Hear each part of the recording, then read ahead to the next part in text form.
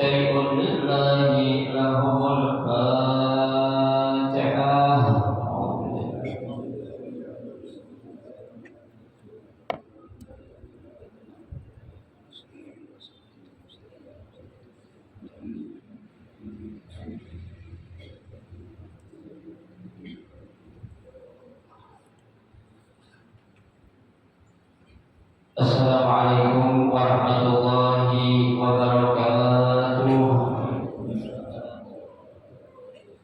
Bismillahirrahmanirrahim. Alhamdulillahirabbil alamin. Wa bihi nasta'inu ala umuri dunya waddin. Wassalatu wassalamu ala asyrafil anbiya'i wal mursalin. Sayyidina wa habibina wa syafi'ina wa qurrata a'yunina wa maulana Muhammadin wa ala alihi wa ashabihi ومن تبعهم بإحسان إلى يوم الدين أما بعد فإن أصدق الحديث كتاب الله تعالى وخير الهدي هدي رسول الله صلى الله عليه وسلم وشر الأمور محدثاتها فإن كل محدثة بدعة وكل بدعة ضلالة وكل ضلالة في النار رب اشرح لي صدري ويسر لي أمري واحلل عقدة من لساني يفقهوا قولي آمين سبحانك لا علم لنا إلا ما علمتنا إنك أنت العليم الحكيم لا حول ولا قوة إلا بالله العلي العظيم. Para asatidzah, para hujjah, para sesepuh, bapak-bapak hadirin jamaah majelis ta'lim Masjid Jami' Ar-Rahmah yang dirahmati dan dimuliakan Allah Subhanahu wa taala. Alhamdulillah, kita bersyukur kepada Allah Subhanahu wa taala di malam hari ini Allah Subhanahu wa taala masih memberikan kepada kita karunia nikmat-Nya yang cukup banyak. Di antaranya adalah berupa nikmat sehat wal afiyah, nikmat panjang umur, terutama nikmat besar yaitu nikmatul iman wa nikmatul Islam. Oleh karenanya patut kita syukuri karena dengan barakah nikmat yang Allah Subhanahu wa taala berikan kepada kita, alhamdulillah kita dapat melangkahkan kedua kaki kita menuju tempat yang termulia di sisi Allah Subhanahu wa taala. Baitun min buyutillah, dalam rangka kita mencari ilmu serta kita mencari keridhaan Allah Subhanahu wa taala. Kita berharap mudah-mudahan seluruh amal ibadah yang sudah kita kerjakan, yang sedang kita kerjakan dan yang akan kita kerjakan, kesemuanya Allah Subhanahu wa taala akan memberikan ganjaran pahala yang berlipat ganda. Ilmu-ilmu yang sudah kita pelajari mudah-mudahan Allah jadikan ilmu yang bermanfaat, dan yang akan kita pelajari mudah-mudahan Allah memberikan kemudahan kepada kita untuk memahami dengan sebaik-baiknya. Amin Allahumma amin. Jemaah sekalian yang berbahagia, pada malam hari ini kita akan melanjutkan taklim kita, yang mana kita akan membaca kajian kitab fikih, yaitu Kifayatul Akhyar. Melanjutkan bacaan kita masih pembahasan tentang hukum bangkai, baik bangkai hewan yang sudah kita pelajari, dan pada pertemuan 2 minggu yang lalu pembahasan tentang bagaimana hukum bangkai manusia, apakah sama seperti bangkai hewan atau beda, Nah, sekarang coba kita lihat,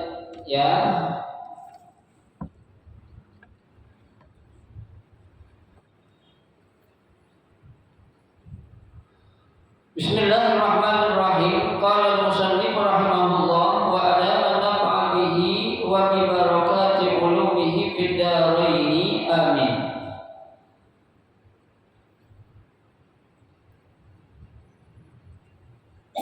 Wa yustasna al-adami aidan fa innahu la yanjusu bil mauti ala rajih musliman kana aw kafiran.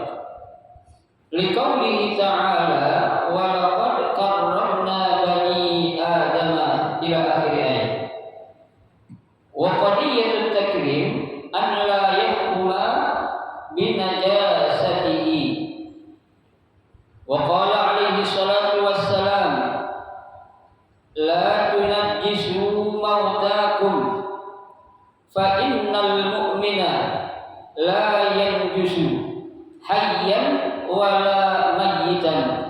Rawahul Hakim.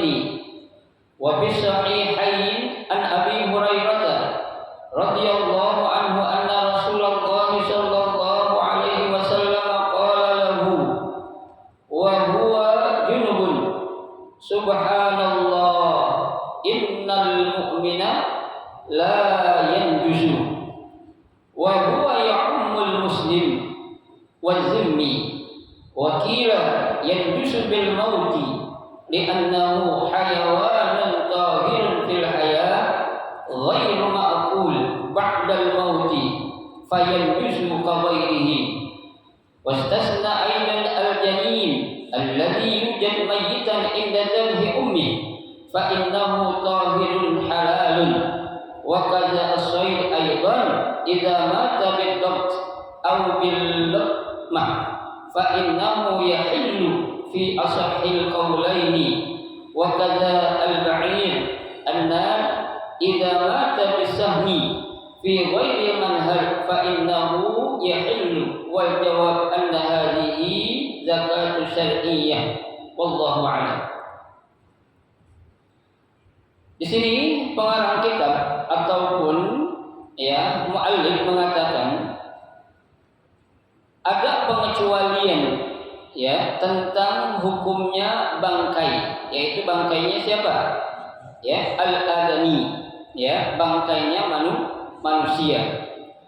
Fa innahu la yanjusu bil mauti ala rajih musliman kana au kafiran. Karena yang namanya manusia kalau dia sudah mati, itu bangkainya tetap dikatakan tidak najis. Baik dia itu orang Islam ataupun dia orang kafir. Tuh. Jadi kalau namanya manusia tuh tetap ketika udah mati atau meninggal, bangkai manusia tidak dikatakan najis. Tuh. Kenapa? Karena kan najis itu pada hakikatnya itu kelihatan. Beda halnya dengan apa itu? Hadas. Kalau hadas nggak kelihatan, tapi kalau namanya najis kan kelihatan.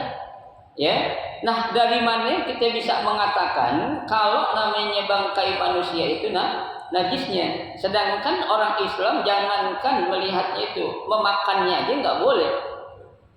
Tuh. Nah, kalau dikatakan najis, berarti air mani yang asal muasal dijadikannya manusia itu pun dijadikan hukumnya najis. Sementara kan yang namanya air mani itu tidak dihukumkan najis, tidak seperti air seni, air mazi ataupun air wadi. Makanya di sini ada pengecualian, yaitu berupa apa? Bangkai manusia, baik dia muslim ataupun dia kafir, tetap dikatakan dia itu hukumnya tidak najis.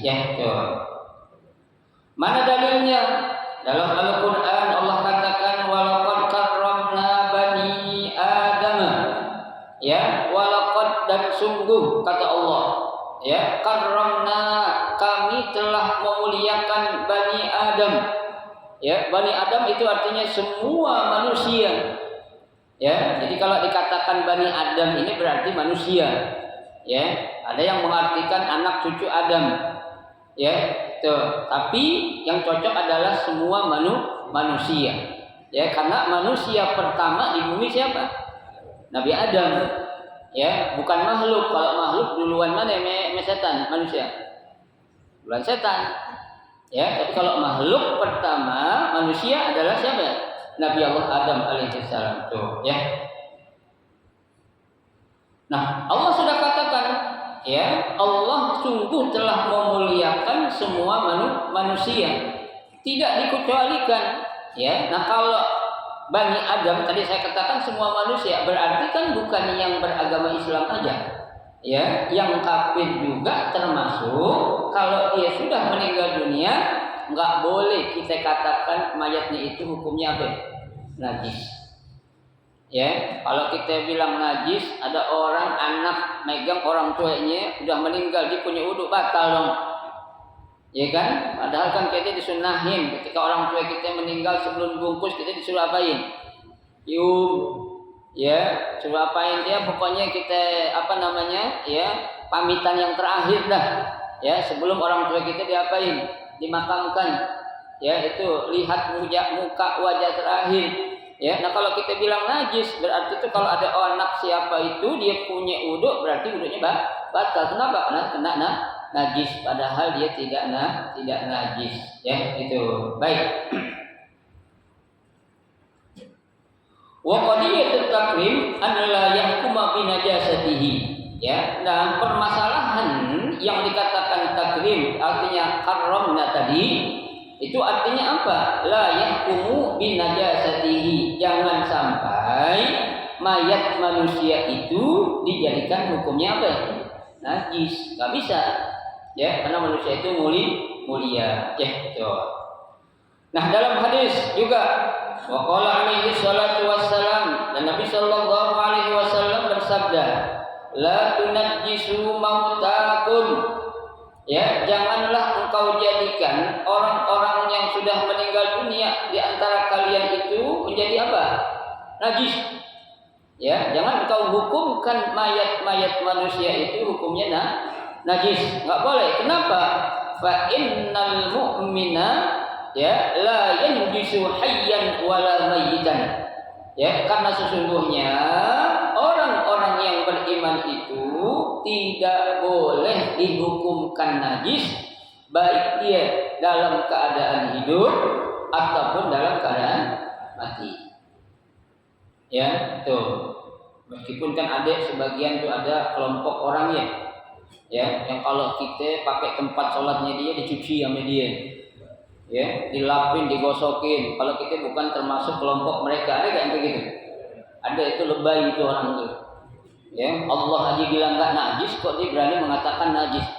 Ya, kita pakai tempat sholat ini apa itu diambil sabu, disikatin, ya bersih, katanya najis. Kenapa? Karena enggak sekelompok atau sepaham dengan kelompok mereka. Ini enggak bisa tuh. Ya, itu terlalu ya, masa mengalahkan ilmunya Allah. Ya, jangan sampai ada pemahaman seperti ini. Seperti itu ya, betul.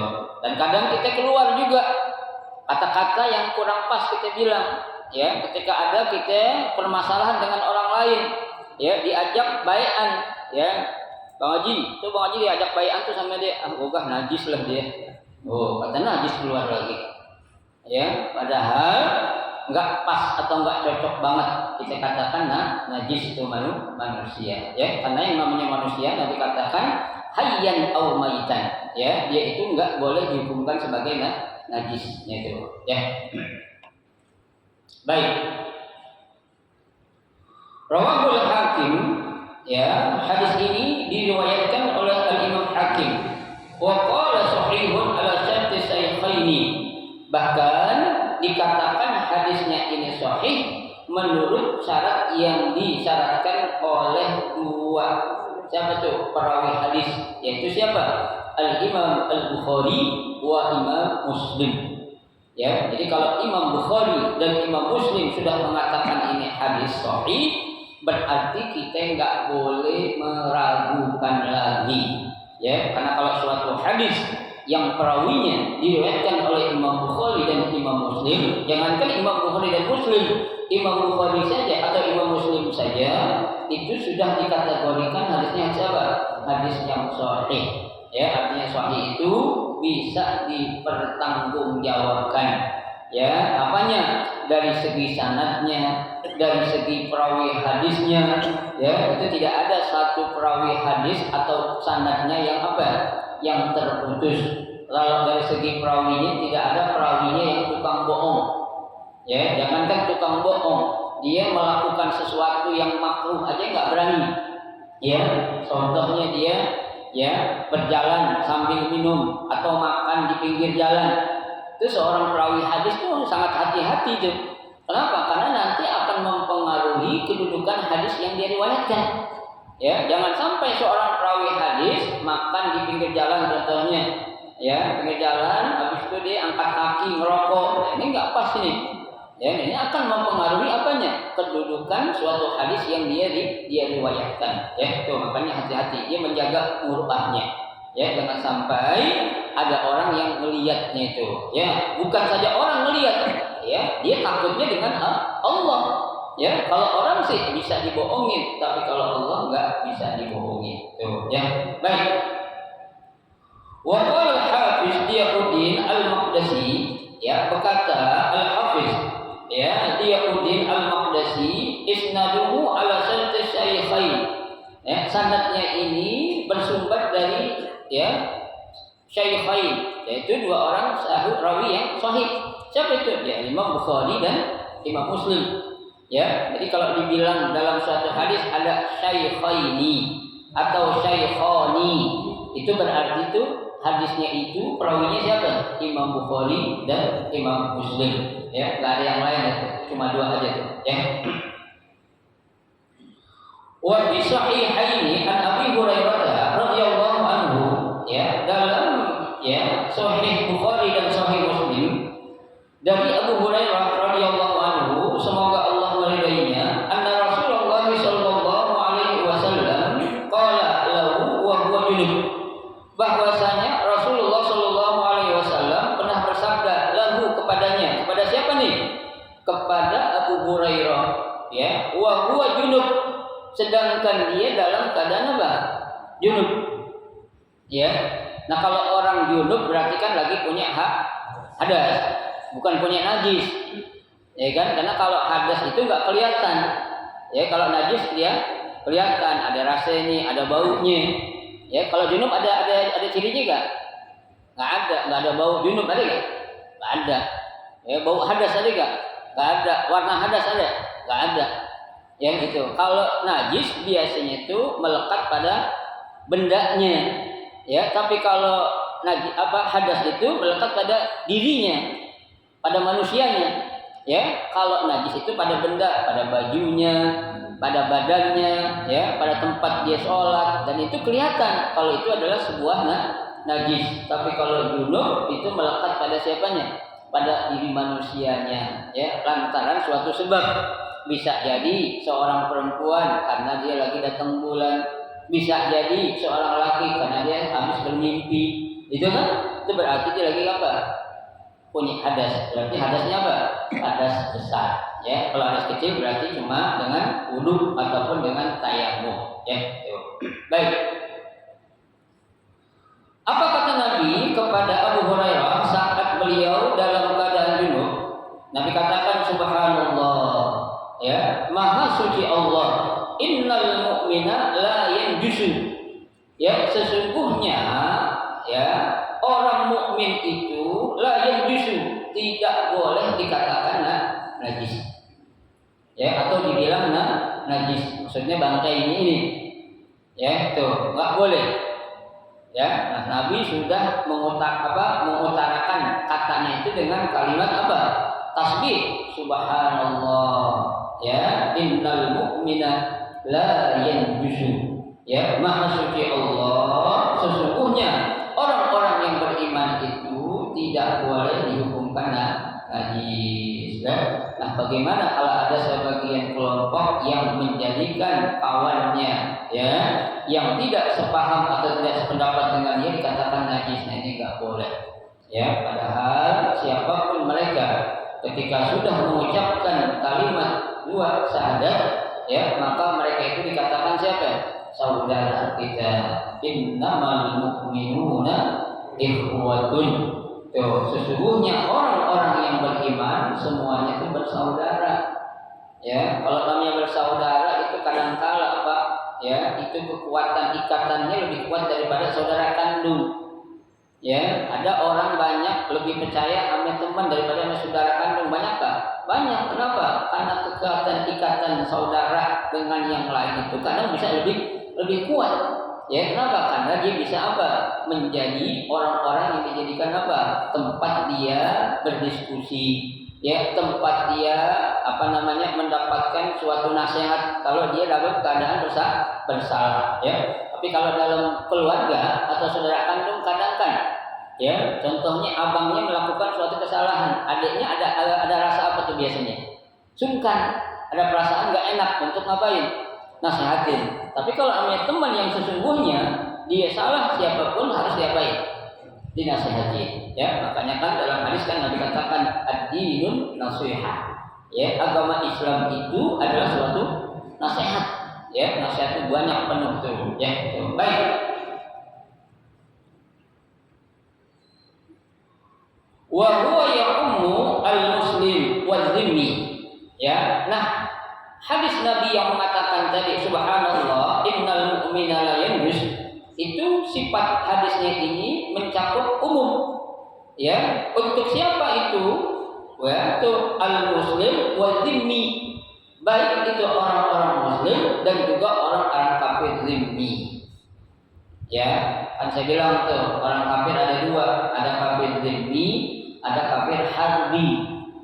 Ya, kafir zimmi itu adalah orang kafir, dia jelas-jelas kafir, tapi gak pernah memberi atau membuat gangguan atau berlaku onar kepada orang-orang Islam.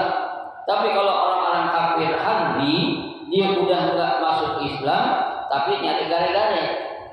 Ya, tuh bikin onar selalu, bikin ngajak berantem. Itu namanya bilang makanya kafir harbi. Ya, tapi kalau kafir zimmi nggak boleh kita apa-apain kata Nabi. Ya, bahkan Nabi memberikan ancaman. Kalau ada orang Islam berani menyakiti orang kafir zimmi, sama aja tuh orang Islam yang menyakiti orang kafir zimmi tadi menyakiti diriku. Ya, makanya Nabi berani mengatakan man adza zimmiyan faqad adzani. Ya, barang siapa yang menganiaya orang kafir zimmi, berarti orang itu sama juga udah ngapain? Menganiaya diriku. Ya, makanya dia berhak mendapatkan apa?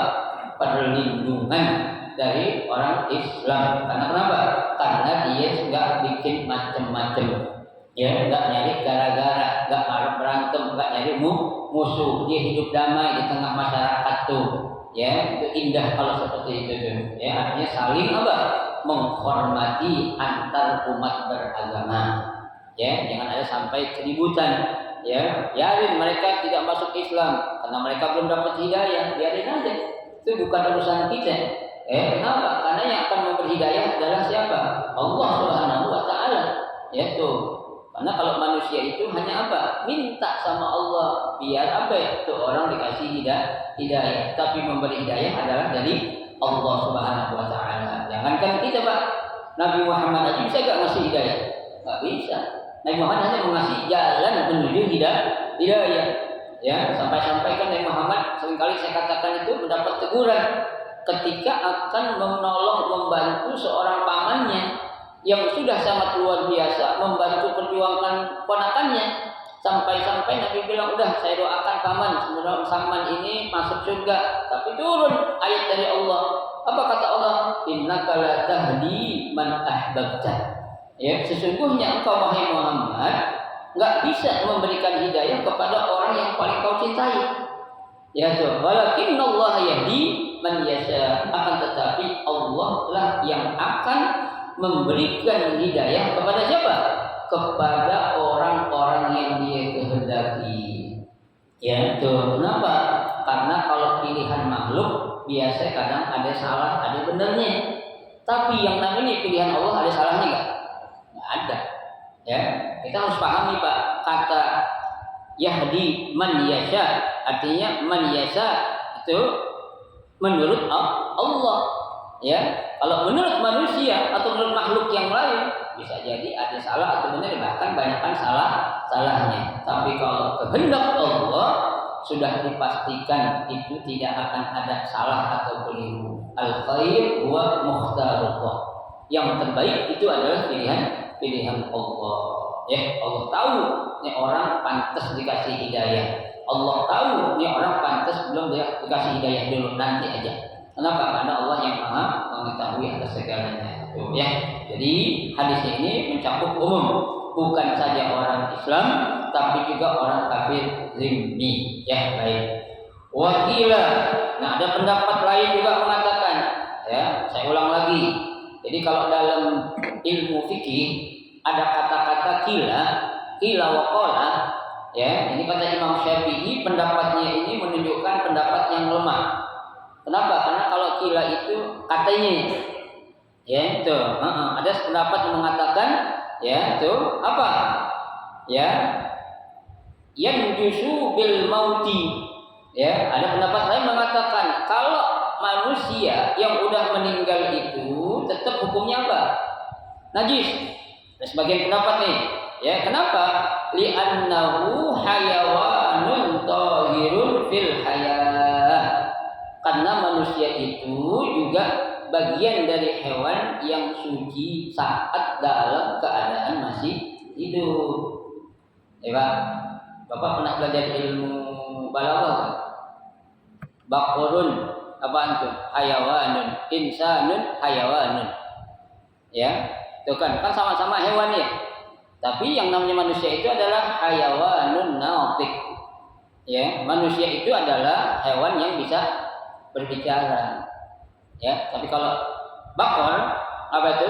Sapi, dia nggak bisa bicara, artinya nggak bisa dipahami oleh semua ya manusia, kecuali ada sebagian, itu pun nabi, ya seperti Nabiullah Sulaiman, dan itu pun suatu apa? Mukjizat yang Allah kasih.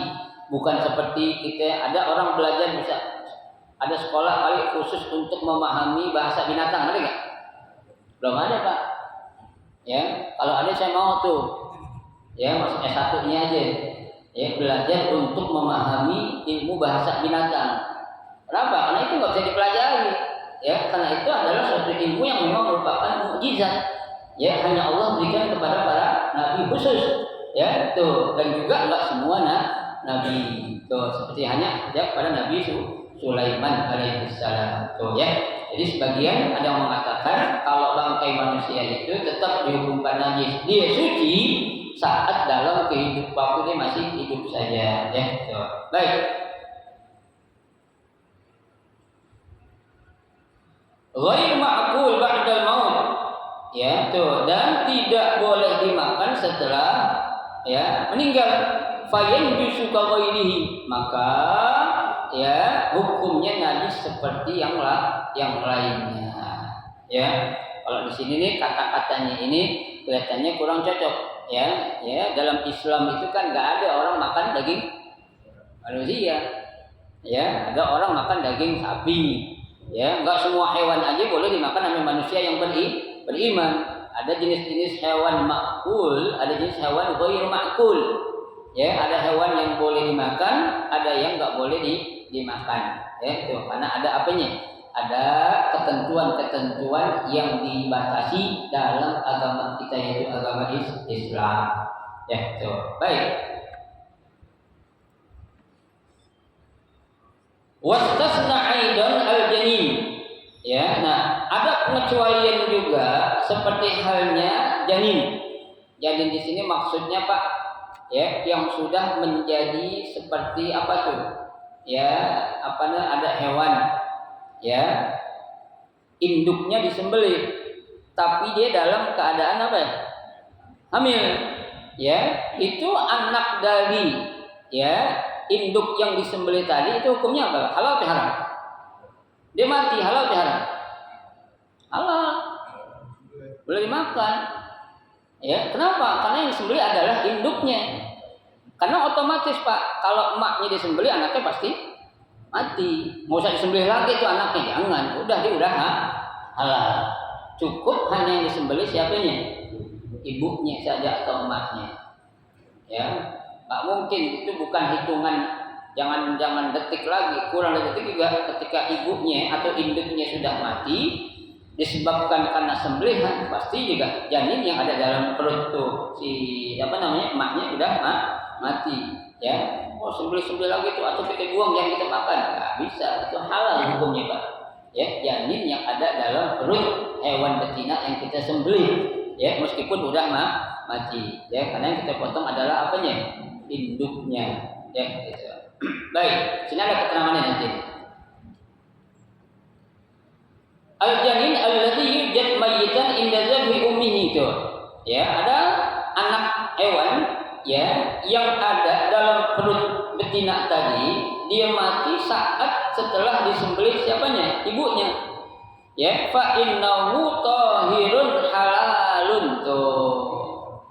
Ya, maka ya anak atau janin yang ada dalam perut hewan betina tadi karena disembelih oleh orang Islam dengan cara yang benar, maka tuh janinnya tuh tetap apa? Suci dan halal. Beda Pak, kalau mati nggak bisa. Ya, ini artinya disembelih dengan cara yang benar. Ya, kalau mati, sayang tuh ada anaknya.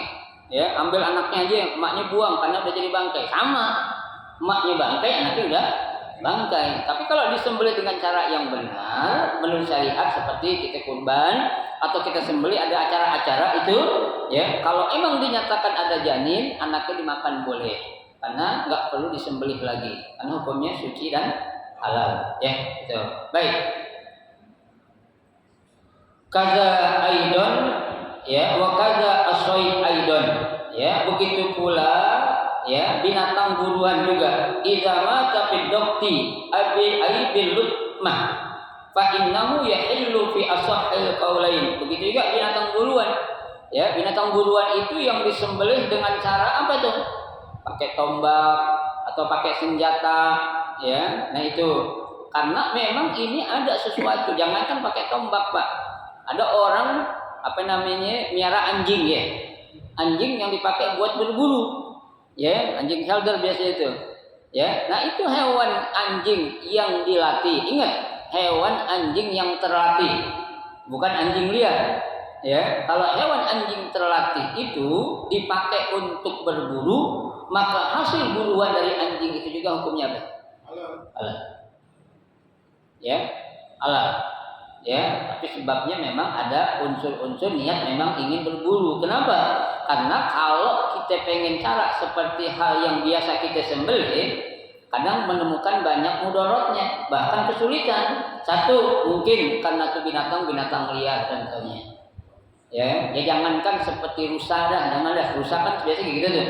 Ya, ada seekor sapi atau kambing, ya, begitu pengen dipotong lepas.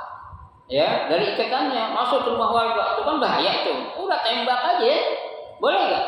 Boleh. Kenapa? Karena itu akan membahayakan. Ya, tapi tembaknya hati-hati. Ya, pakai cara Islam juga. Bismillahirrahmanirrahim, mati udah. Berarti halal juga tuh. Sapi begitu juga. Ya, jangan kita usahain tangkap tuh katanya. Udah orang makan berapa orang korban masih dikejar aja, jangan. Ya, akhirnya gara-gara sapi atau banyak orang yang apa? Korban. Ini nggak boleh. Tetap kita utamakan darul mafasid muqaddamun ala jalbil masalih. Sesuatu yang membahayakan lebih dahulukan di samping ada maslahat yang ada itu. Ya, sapi masa lebih mahal daripada nyawa manusia. Ya, kan nggak mungkin. Ya, udah kita sembelih cara kita aja dah. Apa tuh? Ada pinjam golong yang kita tembak saja. Buat bismillah. Itu boleh. Ya, kalau memang itu membahayakan. Ya, tuh. Baik.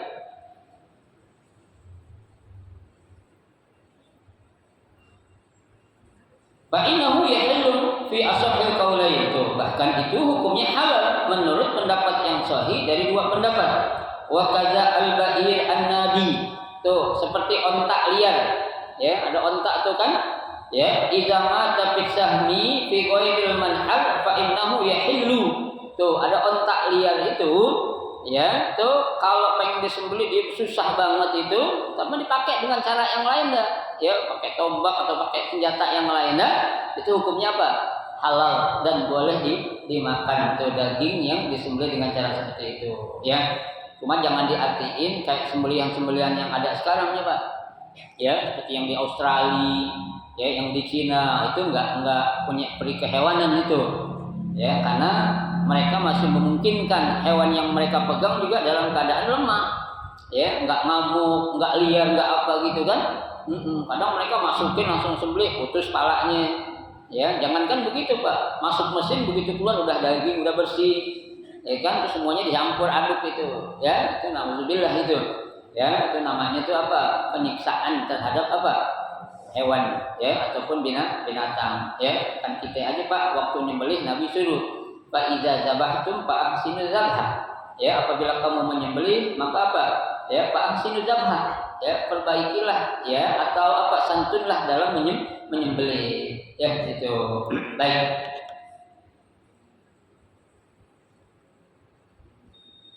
Fa innahu yahillu. Ya, nah itu juga hukumnya apa? Halal, ya. Tuh.